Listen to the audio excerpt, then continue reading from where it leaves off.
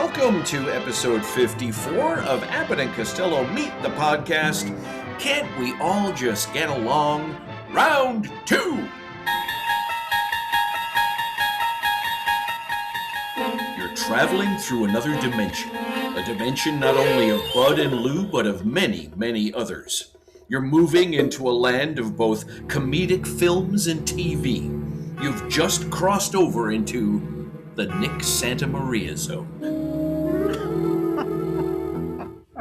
And when I'm drinking, it's a loading zone.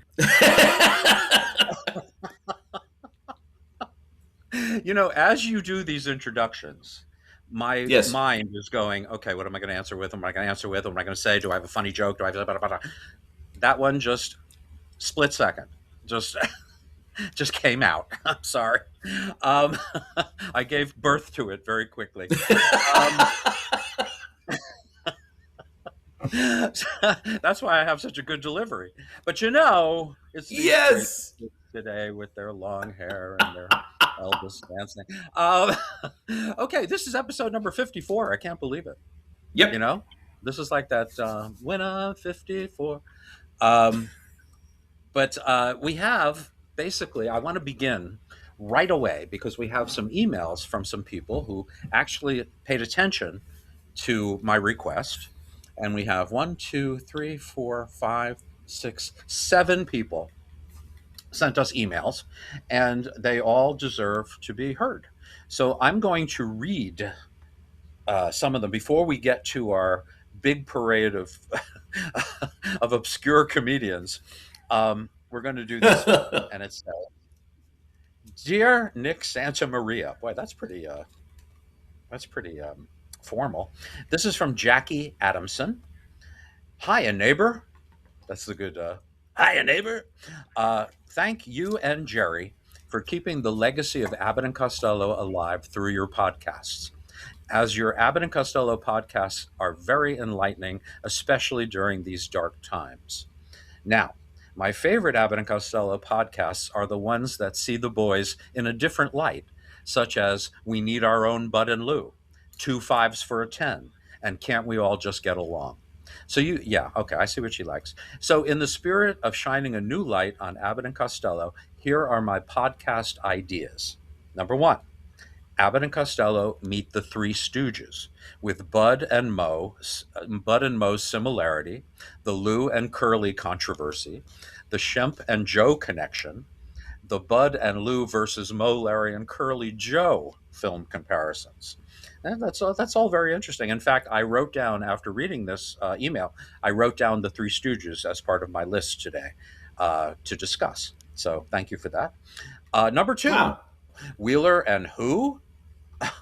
In the 1930s, Wheeler and Woolsey were the most popular comedy team. No, actually, Laurel and Hardy were. Wheeler and Woolsey were a distant second. And I mean distant. They didn't make nearly as much money as Laurel and Hardy's films.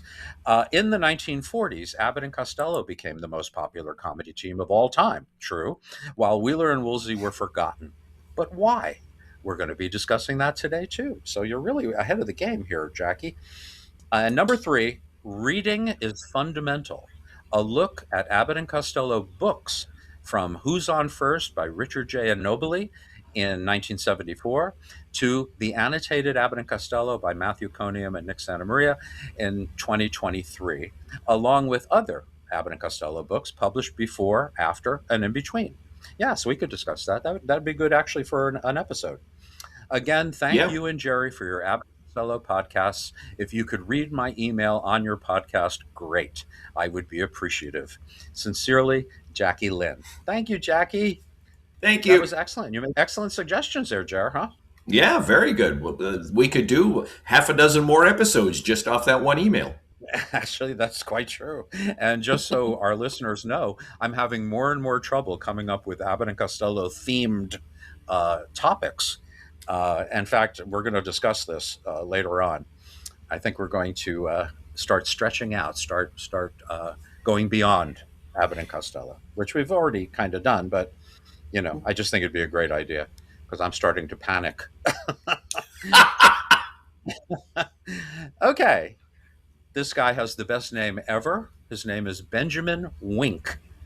Yep, like Wink soda. Remember Wink? Wink Oh was like a gosh, yes.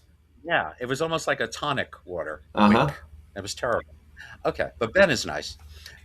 Hello. First off, let me just say that I was never a fan of Abbott and Costello while I was growing up. Seems a harsh thing to say, but please bear with me. I always threw the boys to the side as being B or C tier at best. However, that changed when I took a flyer on your and Matthew Conium's book. Being a fan of Matthew's other books and of your comedy work and historical perspectives you give on the episodes of Marx Brothers Council podcast that you guested on, I could give Bud and Lou a whirl. After all, these were two voices I respected when it came to comedy, and I heartily enjoyed the book. So I hunted down all of Bud and Lou's films, bought them all along the way, and watched them in order while following along with the timestamps in the respective chapters of your book. It gave terrific perspective, and I became a fan of the boys, kicking myself for being so obstinate on them in the first place. So thank you, sir. And so, when back in the day you mentioned that you were starting a Bud and Lou podcast with Jerry, I jumped on right away. And aside from you guys not sharing more material from the Bud Abbott vaults, I love the podcast. Aside from Meets Frankenstein, keep in mind that I'd never seen any of these films before. I'm pushing 50 years old and I'm as newbie as it gets. But now, Bud and Lou are a welcome addition to my shelves that are already stacked with Marx Brothers, W.C. Fields, Chaplin, Keaton, Lloyd, Stan and Ollie, Bert and Bob, Moe, Larry, Curly, and Shemp, Roscoe Arbuckle, Harry Langdon, Charlie Chase, and so many others from the first 40 years of film comedy. Among my favorites are The Noose Hangs High, Abbott and Costello Meet Captain Kidd. That's one of my favorites too. Pardon My Sarong, also one of my favorites. Wistful Widow of Wagon Gap, also one of my favorites. Time of Their Lives, and of course, Abbott and Costello Meet Frankenstein. All great choices, by the way. A question I have is, aside from the marvelous annotated Abbott and Costello, what are the best books on the boys? I have the Jim Mulholland book as well as Bud and Lou. I thought Mulholland was pretty fair toward the boys, and it was a nice read. He's right. It was an excellent book. Meanwhile, Bud and Lou was a train wreck that I had to read. But besides those books existing, which others would you recommend? Or perhaps that's a good Abbott and Costello Meet the Podcast future episode topic. Anyway, thanks for your time, and much thanks to you and Jerry for this great podcast. Thanks again, and I hope you and your mom are well. We are. Thank you for saying that. Take care and all the best, Hmm, Ben Wink. Thank you, Ben. I think the book idea is nice. a good idea for an episode. Don't you think, Jerry? Or would you? Should we just throw it in now? Oh yeah. What do you think? We could throw it in right now. Yeah, now is a good time. Okay. I'm going to say, Ben, if you're going to be looking at books, the Mulholland book is tough to top. It's really the most simple of the books and the thinnest of the books, but it really covers everything. It really covers all their films, covers the TV show, covers all of that. It's just not as thorough, let's say, as the annotated Abbott and Costello. There's also a Hmm. book about their war years. I think it's Scott Allen Nolan wrote it, but it's Abbott and Costello during the war years. That's all you'd have to put into search engine, and it'll come up. There's also one by Jeffrey Miller, the horror spoofs of Abbott and Costello. It's called, and to tell you the truth, I could barely get through it. It was just really badly done. So I don't recommend that one. Um, then there's the one that a lot of people consider to be a great Abbott and Costello book. I'm going to mention it, even though these people are very, very petty and not very nice to us. Uh, Abbott and Costello in Hollywood is actually quite a good book. But the definitive book came out a couple of years ago, and that's the annotated Abbott and Costello. And to be honest with you, Ben, it's the only book you'll need. That's it. Even John Landis says it in the foreword. There's almost too much information. So there you go. Those are the books. Okay, next Yep. up, we have an email from Peter Freeman. And he says, Nick and Jerry, as I'm working my way through the movies once again, I'm noticing that Walter Schumann's music is incredible.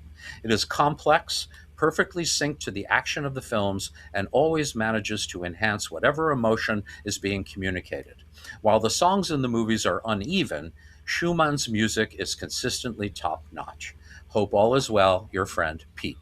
Well, Pete, um, doing my research, it's interesting because Walter's music is all stuff he did for the Universal Library. So it's all stock music. It's not like they call Walter, we want him to write something for this movie. No, it Mm. was already written. They just applied it wherever it was necessary. So Walter did a great job and the music is terrific. But to be honest, I'll take Frank Skinner any day. He's the one who did all the horror Yeah. movies. He did Abbott and Costello, Frankenstein. Great, great music, and they just released it on CD. The music to Abbott and Costello Meet Frankenstein, and then a follow up, the Abbott and Costello Meet Keystone Cops, which is just Yes. rousing. you know, Da-da-da-da. It's so much fun. So there you go. There's Walter. Walter was a stock guy. He wrote the stock music. Next, we have Janet Carlson. Hi, Nick and Jerry. I would like to see you do a podcast or two on the Ritz Brothers, and one or two, and maybe more, on the Bowery Boys. Thank you, Janet. Janet, I've already thought about that. Number one, I love the Bowery Boys, and I could talk about them for weeks. Their history, the movies, everything. Uh, and the Ritz Brothers too. The Ritz Brothers, actually, Harry was a buddy of mine, so I would love to talk about the Ritz Brothers. I just love them. So that's a great idea, and that's something we're going to be doing today because I have them Yeah. on my list. So you'll be hearing about them today, and we might just go at one point do their Universal movies. They did four for Universal, and we could go over those. I can send Jerry the links, and you'll have a good Yeah. time. I don't think any of them are over an hour. It's not a big, not a big, time waster. So there you go. Thank you, Janet. We appreciate that, and yeah, you're going to get your wish today. Okay, James Shilene. I hope I'm pronouncing it right. Did they call you Kid Shilene when you were a kid?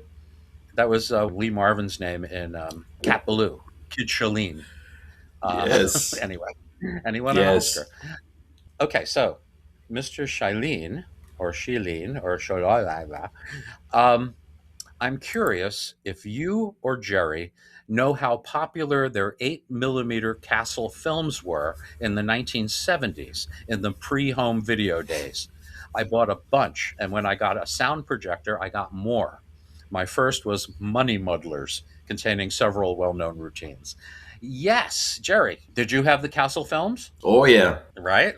Me too. I I would say probably the first one that I bought with the silent projector was Abbott and Costello Meet Frankenstein.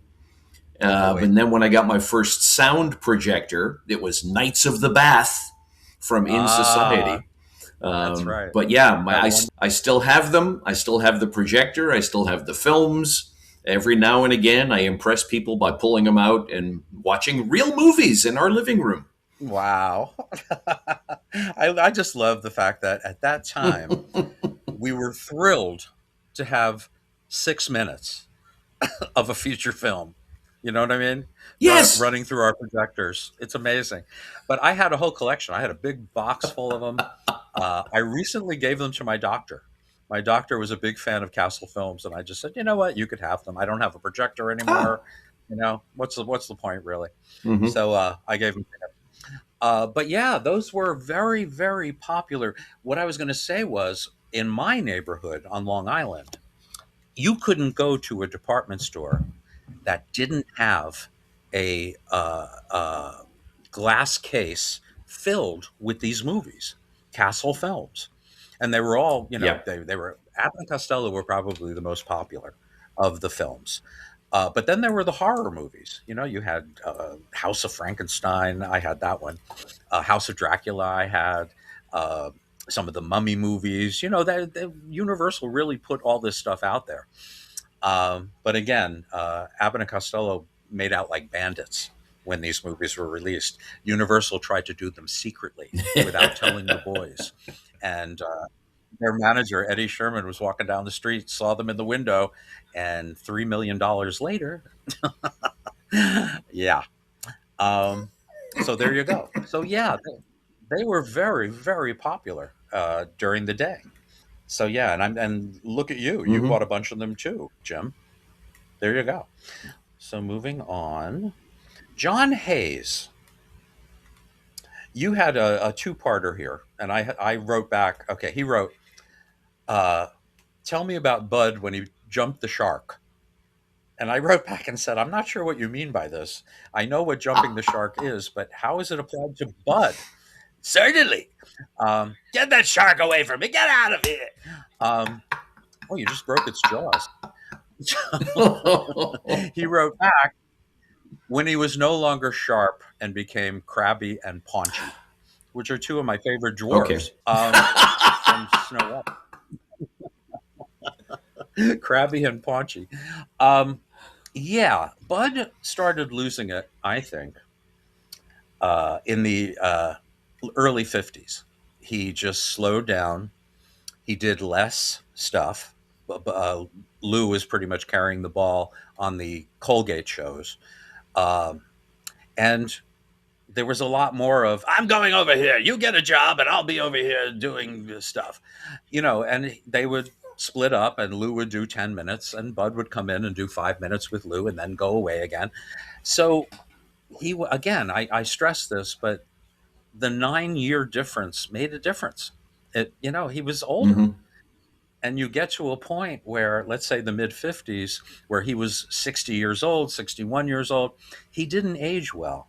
When you smoke 100,000 cigarettes a day, and you're drinking every night, you're not going to age well. And he didn't.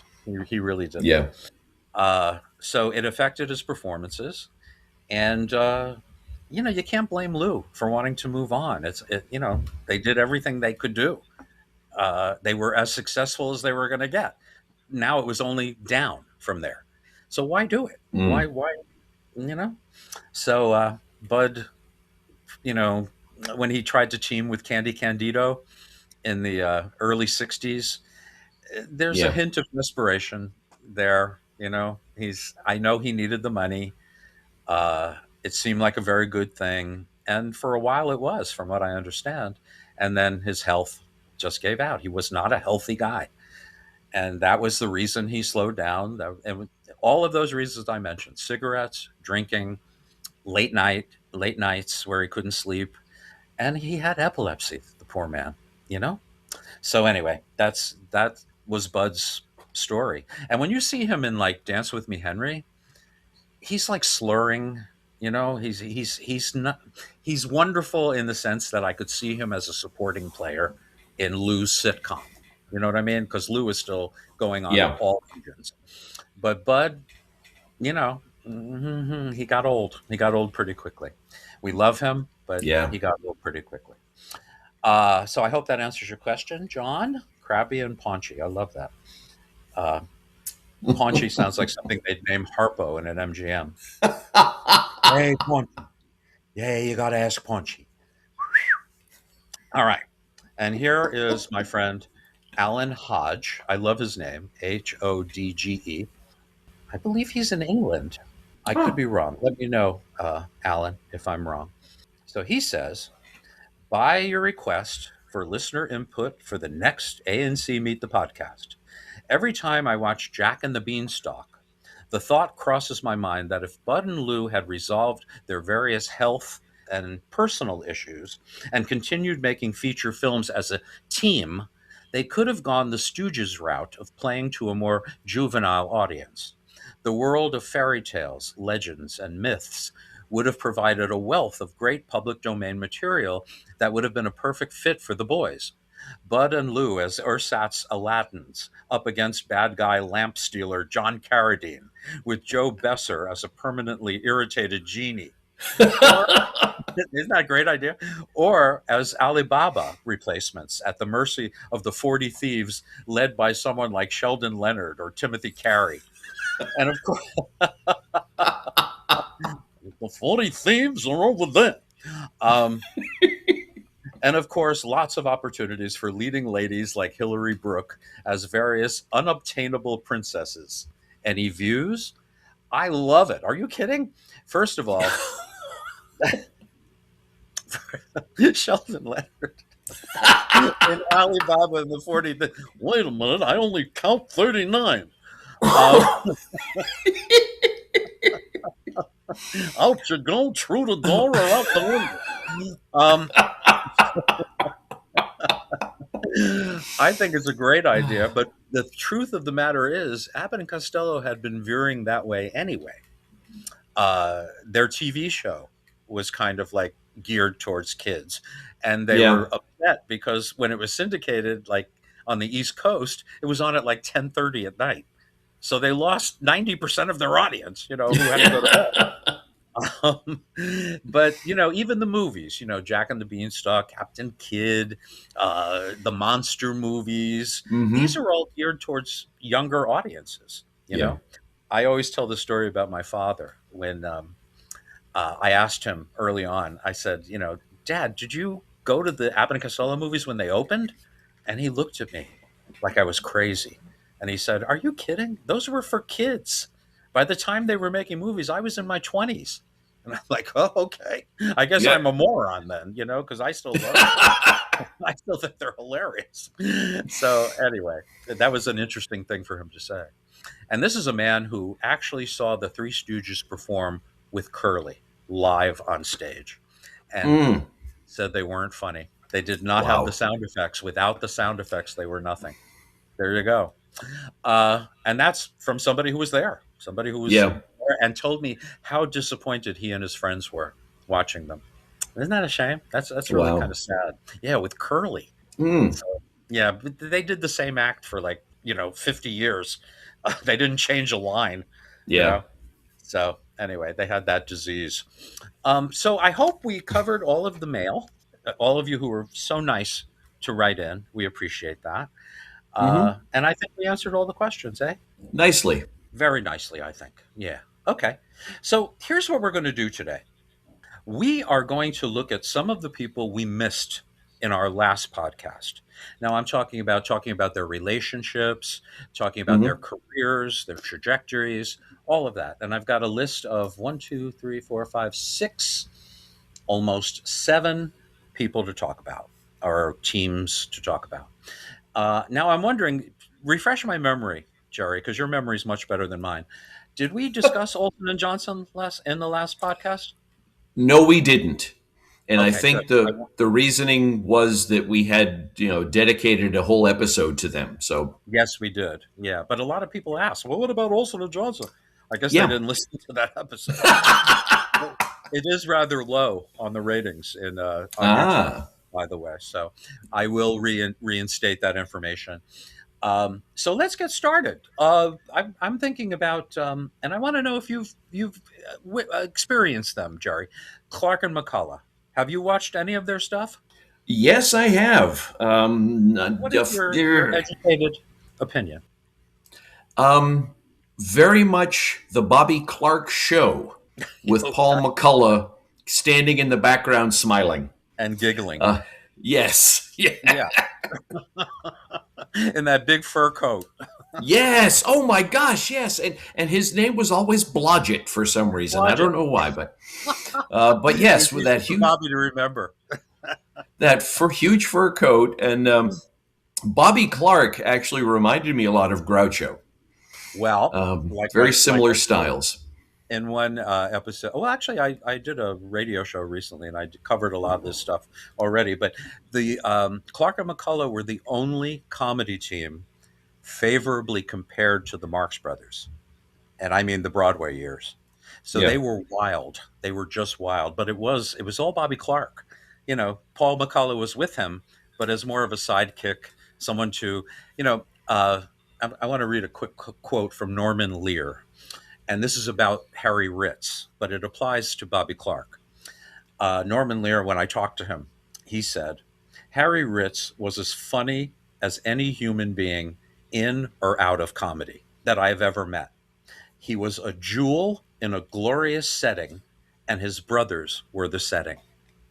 Isn't that beautiful? I Wow. just think that Yeah. describes it beautifully. But Paul McCullough was the setting. He was the spotlight to point to Bobby, and Bobby did Right. all the business. Yeah.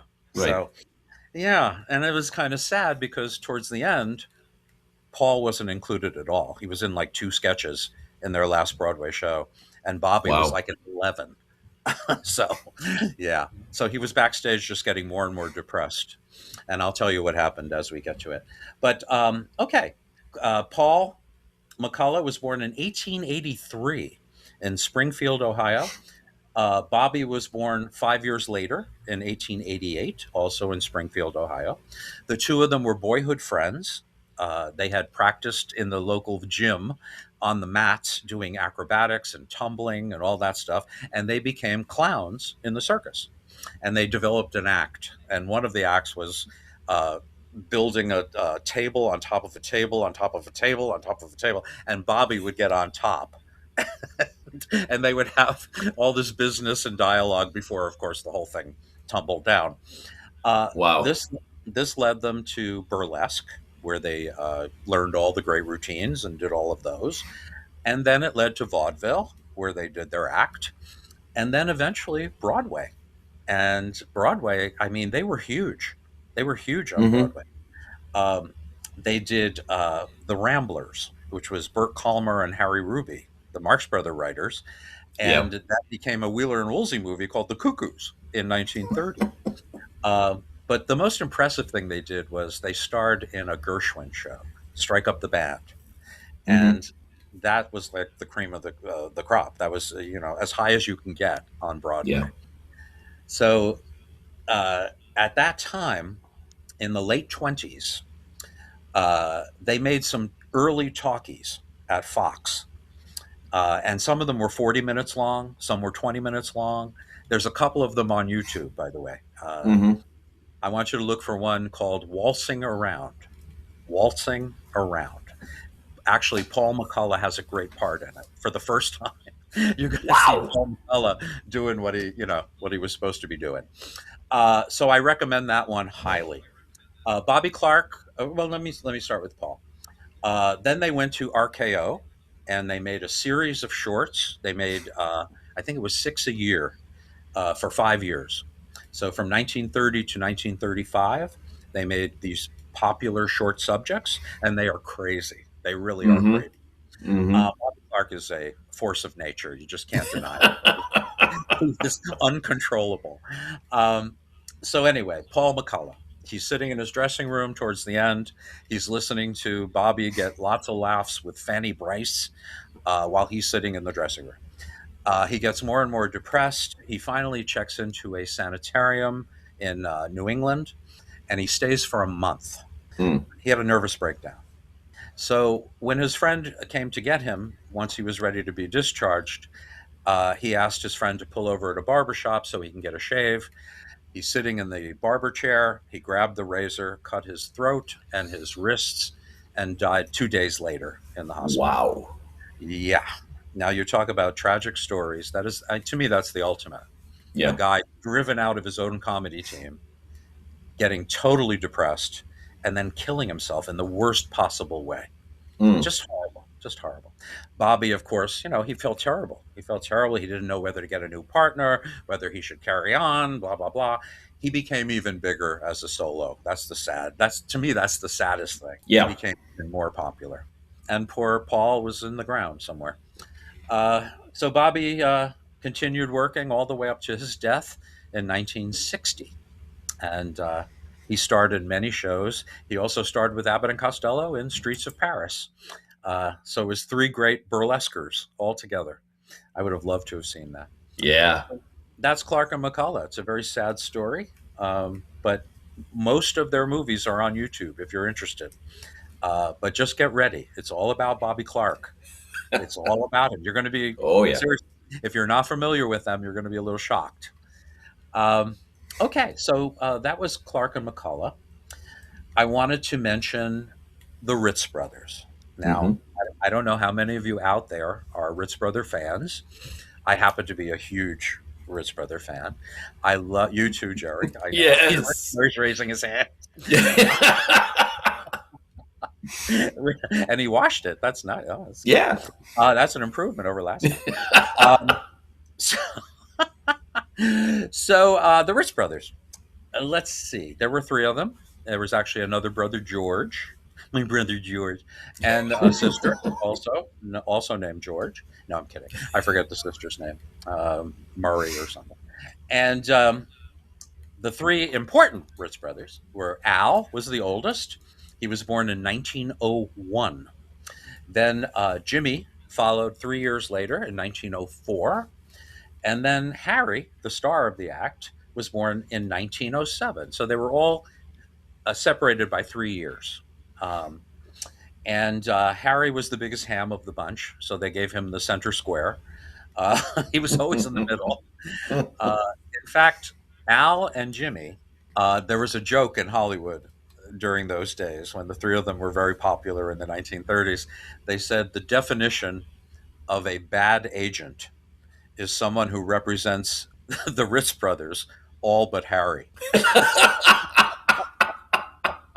That was a Hollywood joke.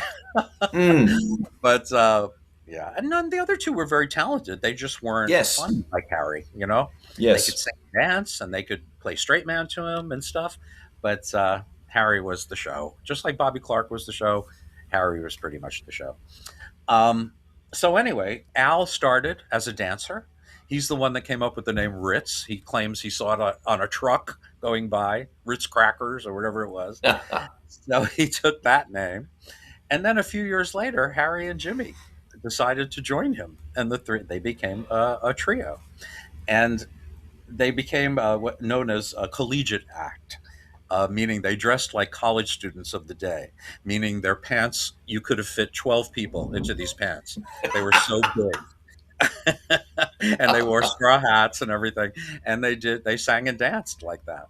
Yeah. Uh, so they made it all the way to the palace.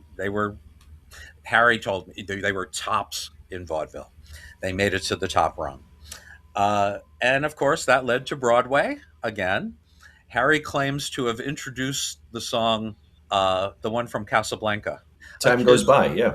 as time goes by, he sang it to a young lady in a Broadway show in 1931. Wow. Well, he had a nice voice, Harry, and he sang it Hmm. when I saw it. Well, I'm getting ahead of myself. So what happens? They're on Broadway and they're doing good work. They find themselves in California, where the Educational Company, which is a comedy house, comedy short subjects, hired them for a short called The Hotel Anchovy. It's the only short they ever made. And go figure, Daryl Zanuck, the head of 20th Century Fox, sees it, falls in love with them, and signs them to a contract. So all of a sudden, they're working for 20th Century Fox. Uh, they start out by doing spot appearances, specialties. You know, like their Yeah. first movie, Sing Baby Sing. You know, they're not part of the plot. They just come in to do their craziness every so often. Every 10 minutes, they'll show up. Um, and that's how they worked for a while, for a few movies. Sonia Henney movies, Alice Faye movies, Don Amici, all those guys they supported. Eventually, their roles Yeah. started getting bigger. Once they got to a movie called You Can't Have Everything with Alice Faye and Don Amici, Harry's pretty much the third guy, the third build, basically. And the other two are kind of like Harry's assistants. So Harry got to do almost like a solo, which is what Daryl Zanuck wanted him to do, Mm. and Harry refused. He said, "If you go solo, I'll make you a big star. You'll be a big star, but you have to get rid of the other two." And he said, "No way, I'm not getting rid of the other two." So that's pretty much what did them in. Wow. Uh, they started making starring movies eventually for Fox, things like Straight Place and Show, Life Begins in College, The Gorilla, Three Musketeers, which is my favorite. Yeah. Um, that's a really good movie. Hmm. It shows up on the Fox movie. channel every so often, and I watch it every time. I just love them. So, okay. So what happens? Al apparently, this was told to me by the Ritz Brothers biographer, and he hasn't finished the book yet, but he is the biographer. He told me that Al had a drinking problem throughout the years, and I had no idea about this until he Mm. told me. And he was the first one to die. He died very young. He was 64. No, yeah, he was 64 years old. He died in 1965, right after they finished a show in New Orleans. He walked off stage, had a heart attack, and that was it. Mm. He was gone. Mm. So the other guys, they took some time off, but eventually they came back as a duo, and they would do their final dance, which they always closed with a spotlight for Al. Oh, Isn't that beautiful? yeah. You had Jimmy, Harry, spotlight. So that was wonderful. Anyway, the two of them worked. Jimmy and Harry worked. They worked at Caesar's Palace for years. Um, my friend Louis Stadlin from Broadway, uh, he was doing. He was the original Richard Benjamin role on Broadway for the Sunshine Boys. He was in the original, Yeah. and they brought it to Las Vegas. So he was there while the Ritz brothers were working at Caesar's Palace, and he now, this isn't politically correct, so nobody, I don't want to hear from anyone. This is years ago. But Harry would, there was, there was an act. They were like from Argentina. They didn't speak English. Their name was very complicated. So Harry would introduce, and he'd say, "Okay, ladies and gentlemen, right now I want to introduce these great acrobats. They're blah, blah, blah, blah, blah. They're the three, here they are, the three faggots."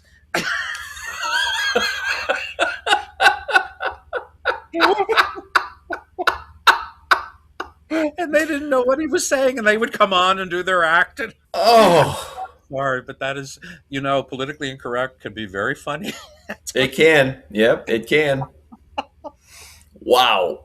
I know. But this was like what, the early '60s or whatever. No, no, wait, the early '70s actually.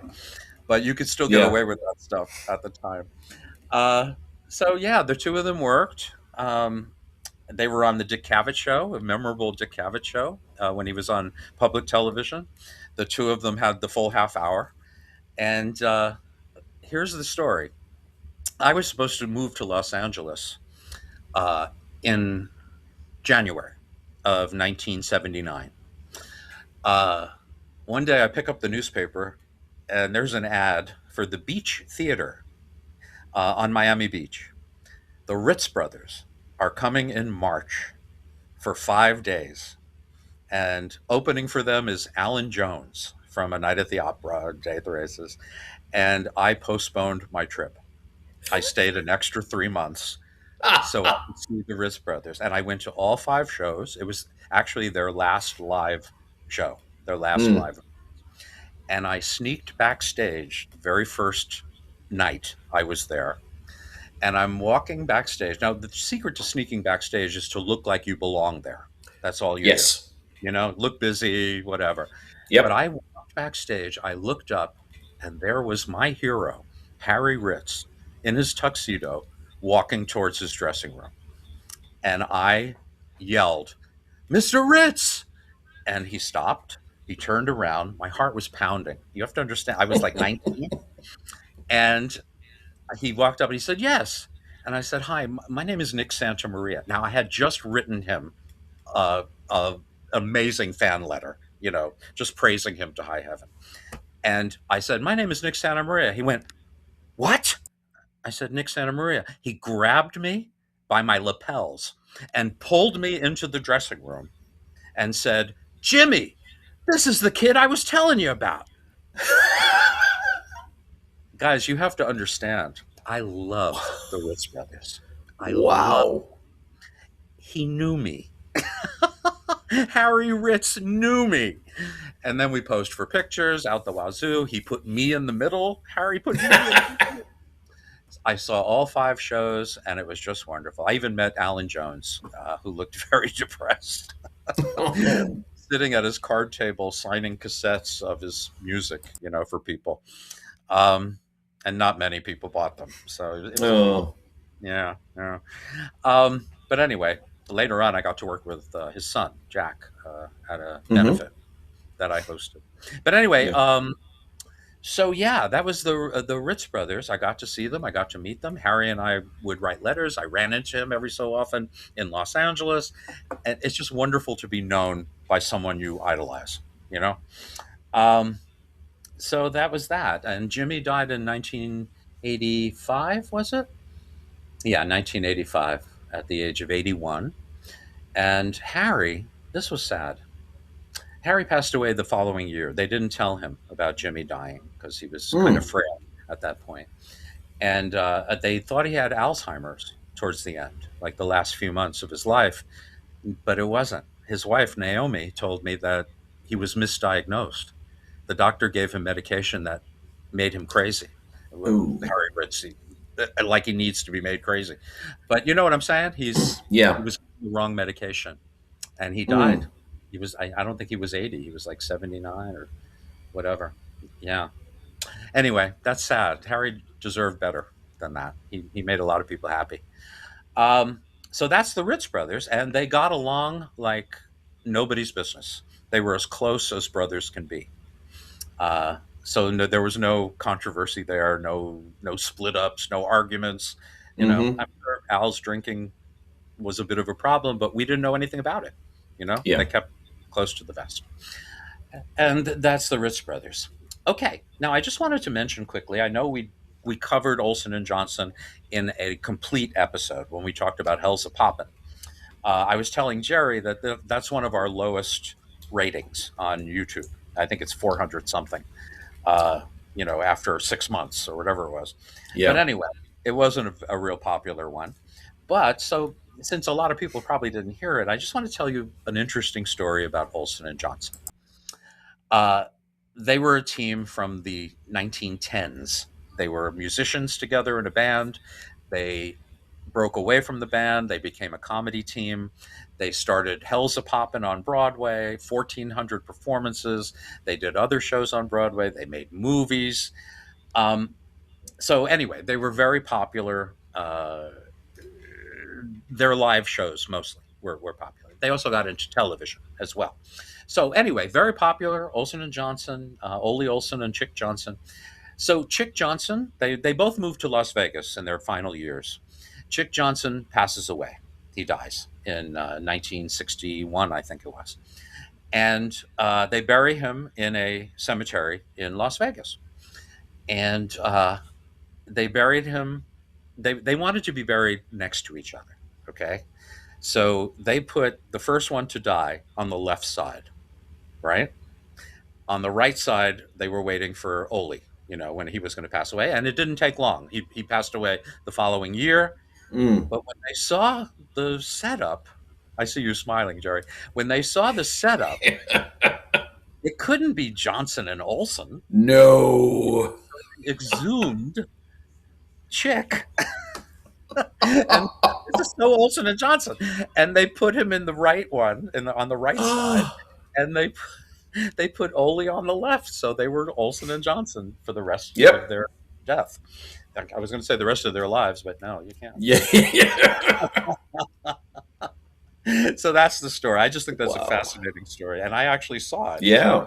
So that was Olsen and Johnson. Next, I wanted to talk about. Now, first of all, I need to know: did we discuss Brown and Carney Yeah. already? That was That part was of the. They want their own Bud and Lou. Yeah. right during that thing. But I'm talking about this topic now. How did they get along, and all that No. stuff.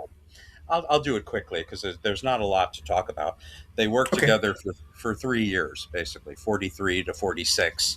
They made a few movies, um, so it was not that big a deal. It didn't really matter how they got along because they were both under separate contracts. They were both, they both knew that they were cockamamie Abbott and Costello imitators. So so that was that. But again, like most comedy teams, Wally Brown was older. He was born in 1904. in New England because you hear it in his voice. Every line he says sounds like he's from, well, yeah, yeah, Oh I yeah. um, let the Russians go to Mars. Um, so we have Brown, uh, 1904 to 1961. He only lived to be 57. That's too young to die. I want to recount. And then Mm-hmm. Carney, Alan Carney, was born in 1909, 5 years after. So he was the younger person, and he lived longer. He lived 1973, but he was only 63 when he died. So these guys, I think the Yeah. lesson here is never imitate Abbott and Costello because you'll die young. Okay, so that was Brown and Carney. I did Who's on First once, and I died the next day. Okay, now here's one I wanted to talk about, and I know somebody suggested this. I forget who, if it was Janet or whatever. We just did the emails. She mentioned the Three Stooges, you know, and Lou. Sometimes people, the Lou haters, let's put it this way, and there are some out there. They like to point to Yeah. Curly and say, "Oh, look, Lou stole from Curly. Oh, look, Lou stole from Curly." I got news for you, folks. When Lou Costello got into burlesque in the late 20s, when he was 23, 22, 23, around there, it took only a year or two before critics were calling him a unique comic personality. He was developing his own style, and he had every opportunity Yeah. to do it. Whereas Curly was stepping into something that already existed, you know, Uh, and I'm sure the shtick he brought to the act really is what was most popular about the act, even then, you know. But even today, it's all about Curly. They love Curly. Yeah. So I don't see the similarities. I don't see them at all. Lou is a very developed character who is able to fall in love with a woman, who's able to, take on a job without destroying the house. I mean, Yeah. Yeah.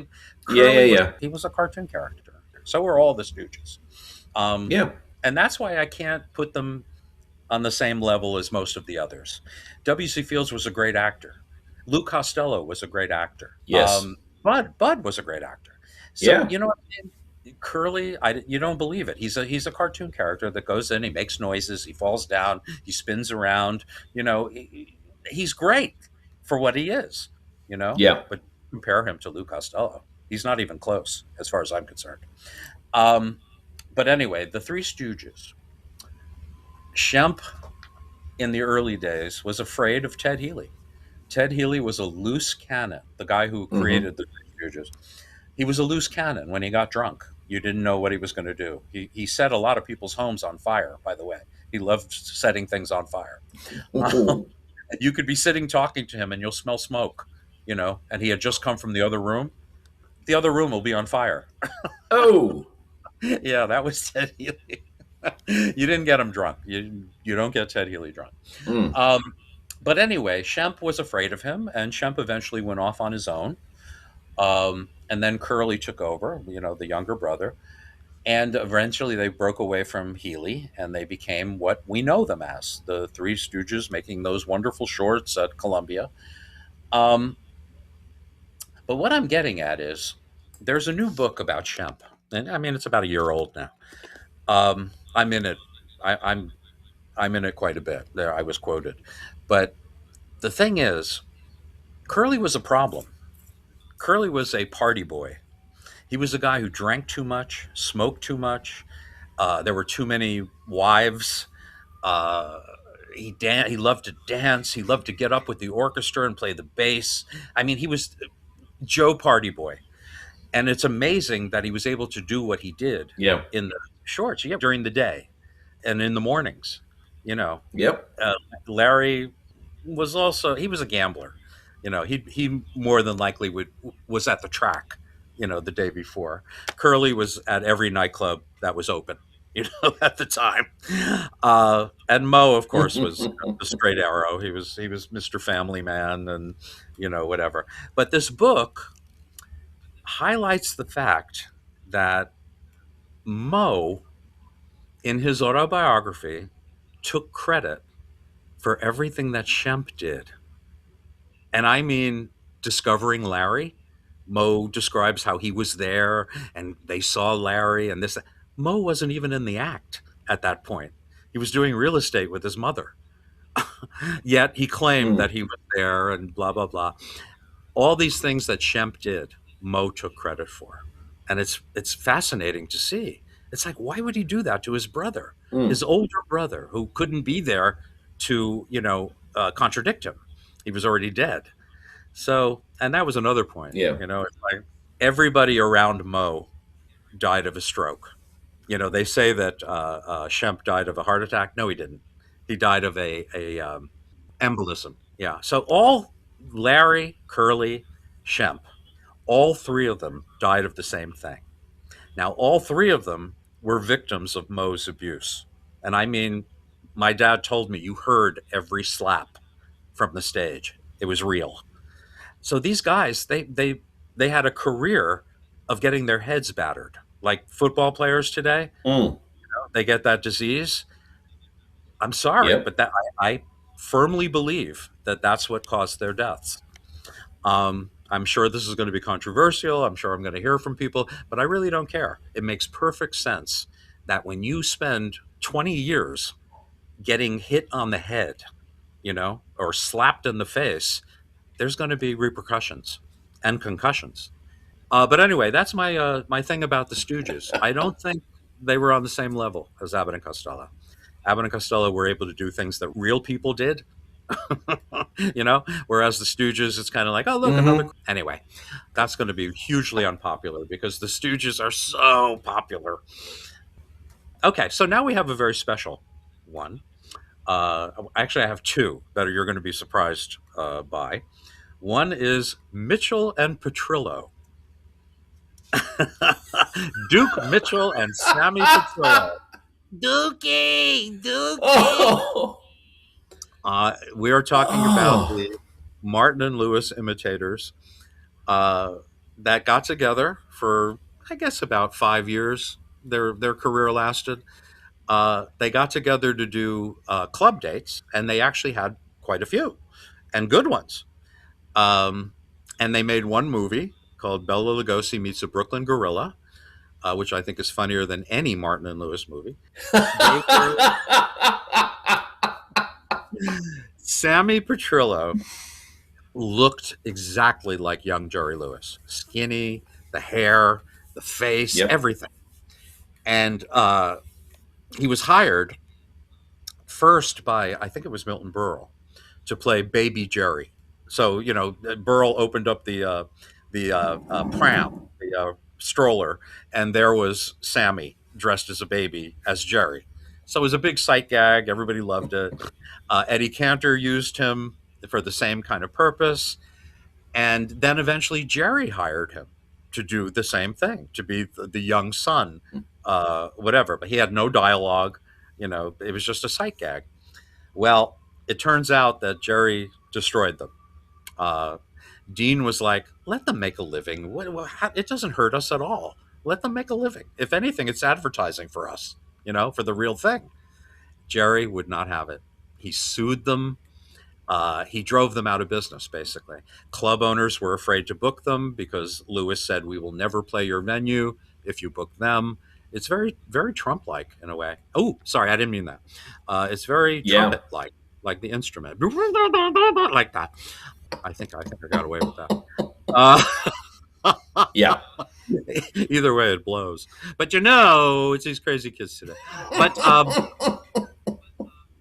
so what happened was the two of them were driven out of business. They went their separate ways. Sammy, showed up in exploitation films and nudie cutie films, is what they called them at the time. They were Mm. very innocent, but there was female nudity in them. Keyholes are for peeping. I think he was in that. Kind of salacious stuff. He never really made any mainstream headway or anything, and he died fairly recently. Probably within the last 10 years or so. And there's a Mm. brand new book coming out about him. that Drew Friedman is pushing like crazy. He says, "We can now rest. The universe can now rest. We have the book about Sammy Petrillo." Um, and here's the sad part of the story. There's always a sad part of the story. I moved to Los Angeles, and like I said, in 1979. And that same year, I lived in Studio City. And no, this was 1980. And I'm driving by a very famous place called the Sportsman's Lodge, which was right across the street from where I lived. And there was a marquee. And on the marquee, it said, "Benefit tonight for Duke Mitchell." So Dookie died broke. He died very Mm. shortly afterwards. He was completely broke. He had written, directed, starred in, and produced two mafioso films. Uh, I have both of them, and they're hilarious. Mm. One of them is about killing the Pope. I think it's called "Pope Goes the Weasel." I'm not sure, but it is all about killing the Pope. And I'll tell you, Duke's movies, they're really something. They are really Mm. something. Here's the interesting part about it. He takes time in both films to do a monologue about how Italians are perceived, as violent and mafioso and this and that. I can't believe they believe this. And then the next scene is him shooting a priest in the head. It's like, what are you preaching here, Duke? Oh God. Anyway, so Dookie ended up that way. Sammy, died of natural causes recently, and that was Mitchell and Petrello. Wow. Yeah, there wasn't a whole lot there. And speaking of which, I added this today. I just wrote it down. I jotted it down just for fun. But Keaton and Durante. How about Ah. that? How about that? They were an official comedy team for about a minute. Keaton, that's true. Keaton was at wit's end. He was already a hopeless alcoholic at this point. His movie career was dead.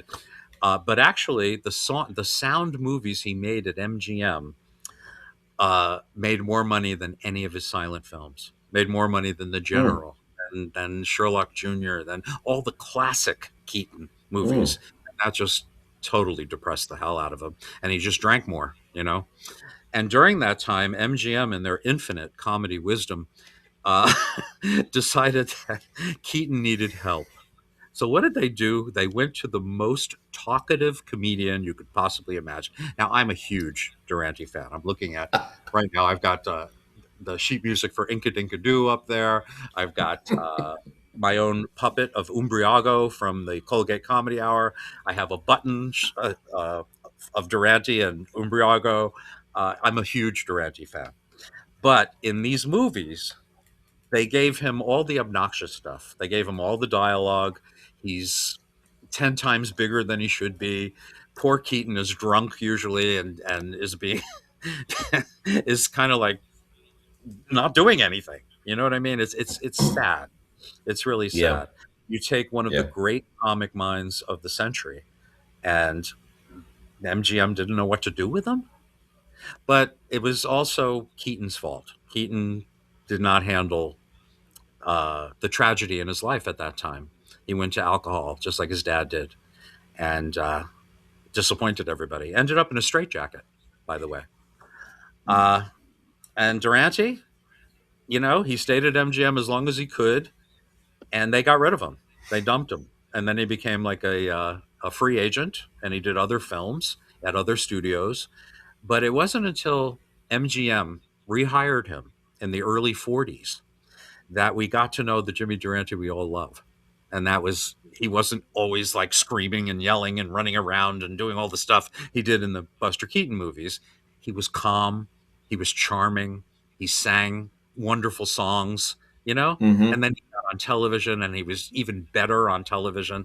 And I grew up Yeah. watching him. He was an old man, and we loved him. We just loved Yeah. him when we were kids, right? He would show up. I'll never forget the last thing he ever did. I watched, and it was the Sonny and Cher show. He was the guest, Mm. uh, and I knew he was finished because, as the other people were saying their lines, he was moving his lips. sang their lines with them. Ah, Right? It's a real yeah, old person thing to do. And that's when I knew it was time for him to retire. Unfortunately, he had a stroke yeah. and he was forced into retirement. And I went Hmm. to his funeral and the burial. And let me just tell you very quickly, the funeral was amazing because Desi Arnaz arranged it. There was Desi Arnaz standing right next to me. Every comedian in show business was there. I sat between Fritz Feld and Iron Eyes Cody. And I wish I knew at the time that he was Hmm. really Sicilian because I am too. We could have talked about it. But it was an incredible thing. Bob Hope and Danny Thomas did the eulogies.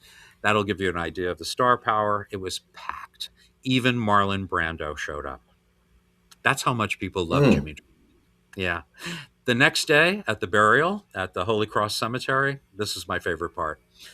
As the coffin was being lowered into the ground, his partner at the time, Sonny King, the guy who introduced Martin to Lewis, Sonny King yells out, "One more hand for the schnoz."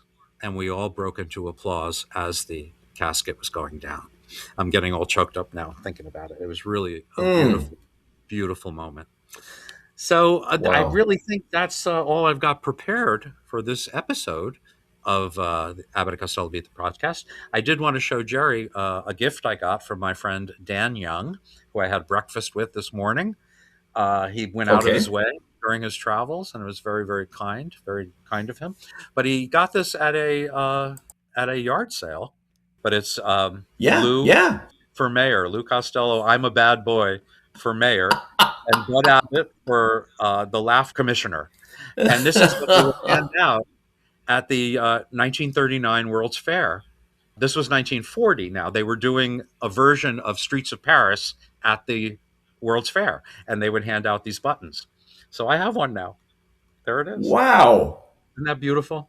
Thank That's you, fantastic. Dan Young. I'm going to treasure this, really, at least until tomorrow. So, you know what, Jerry? A lot of the What? people tell me when I get emails from people and I get comments, they love the fact that you're doing more talking during the podcast. And seriously, I want to encourage that. This one wasn't so much. Um, Yeah. let's face it, I had a lot to say in this one. I'm sorry, everyone. But Jerry, I want to throw the ball to you at this point. And if you have any thoughts about what was going on during this episode, I would love to hear them now. Okay. Well, first and foremost, Perfect. Okay, you moving are. on. I feel. Oh, sorry. Yes. I couldn't wait to do that. All right. Okay. First and foremost, you are by far the expert in these areas. I've got knowledge in some of these areas, but you, my friend, with your college level teachings and book writing and stuff like that, you are definitely the guy here. And I'm first of all, well, second of all, because I already did a first of all. Second of all, I'm just thrilled and delighted to be a part of this. Um, Oh. but yes, I do. I appreciate everything you say. I learn a lot in this as well. Oh. Going quickly back over some of the things we've talked about in this episode, the only thing that pops into my head, the very first time I ever did an impression of someone on stage, it was in my sophomore year of high school. We did a variety show, and it was like a 1930s speakeasy was the theme of the evening. And I Hmm. opened the show doing Jimmy Durante singing one of those songs. Oh, I love that. Well, first of all, it's a great song. Yes. We grew up with it listening, like on Mm-hmm. WABC on the radio. All of a sudden, Jimmy Durante is singing one of those songs that Yep. you hear now and then. Um, and it was rousing. It was Yep. great. And what a great late in the day song. It was a hit song. But yeah, Yeah. that's something. I think that one of the best jobs I ever had, and my friend Louis Wilkenfeld, I don't know if he listens to this podcast or not. If you listen, Louis, I love you, and you're my favorite director, one of them, one of the top three. Let me put it that way. But anyway, he hired me to do Girl Crazy, which was a 1930 show. We're not talking about the Wheeler and Woolsey version in 1932 or the Mickey Rooney, Judy Garland thing in the 1940s. We're talking about the original script for Broadway, all the politically incorrect stuff, all the original orchestrations. It was as pure as you could get.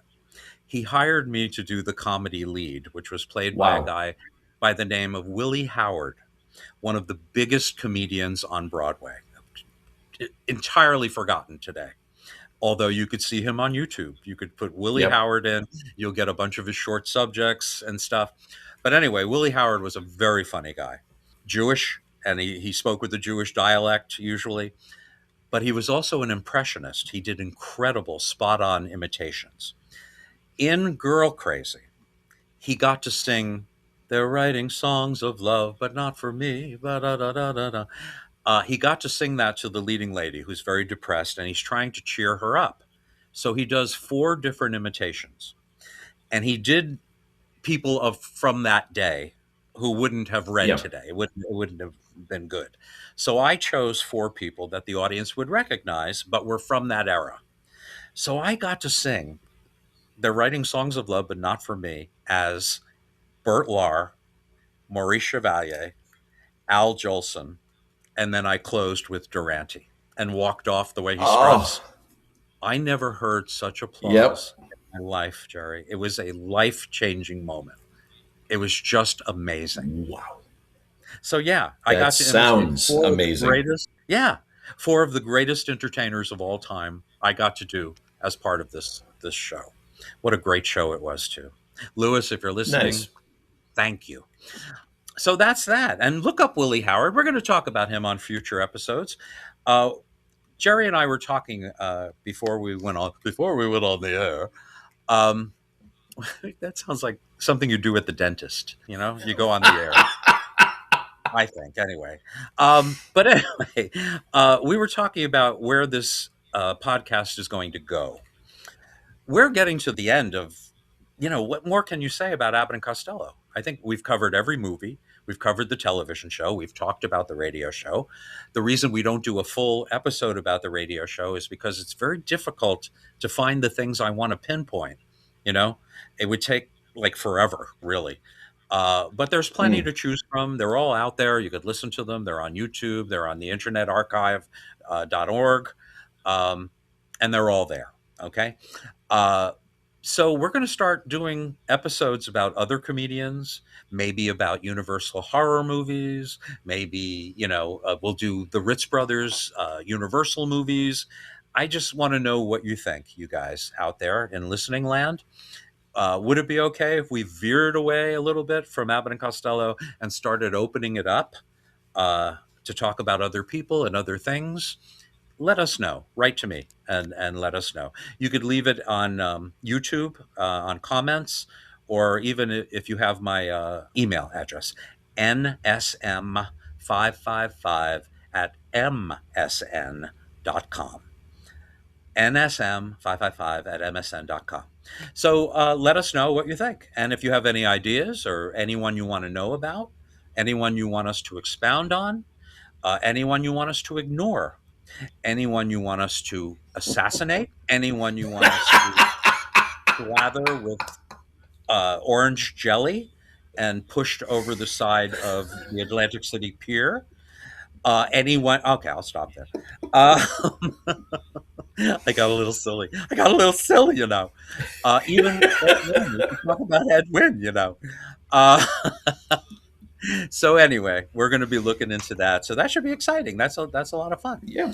I hope you Yeah. enjoyed this episode, and I hope you learned as much as Jerry did. I'm just repeating what you said. Yep. And Yep. as usual, it was an absolute pleasure and something I look forward to a lot. And Jerry, thank you so much. I really wish we lived closer because I have a feeling we would be really, really good buds. You I mean, know, not good buds, but you know what I'm saying. I do. I do. Especially after our previous episode where we were actually sitting right next to each other when we Yeah. recorded it. That was a marvelous experience, but it was also a horrible experience because now I know what it's like to have that marvelous experience and I want it all the time. You know what? I thought about coming back to do this episode, Mm. yeah, but it turns out that my other buddy Dan wanted to get together on this Yeah, day, and so I had to choose. And Dan was great. He was just great, and good. you were just great. Last episode. I mean, I would do it all the time if I could. And who Yeah, knows? When I move to Oregon eventually, I'll be closer, and yeah. we could do as much as you want. But anyway, thank you, Jerry. As usual, you're just a pleasure. Thank you. And ladies and gentlemen, fans of the podcast, thank you for being loyal. Thank you for all your nice words. It's all been positive, and I can't thank you enough for that. People are really enjoying what we do, Jerry, and I feel good putting it out there. You know, Yes. so let's continue, and we will see you on the next episode, which might be about Wheeler and Woolsey. I don't know. We'll see. But in the meantime, everybody take good care of yourself, and we'll see you soon.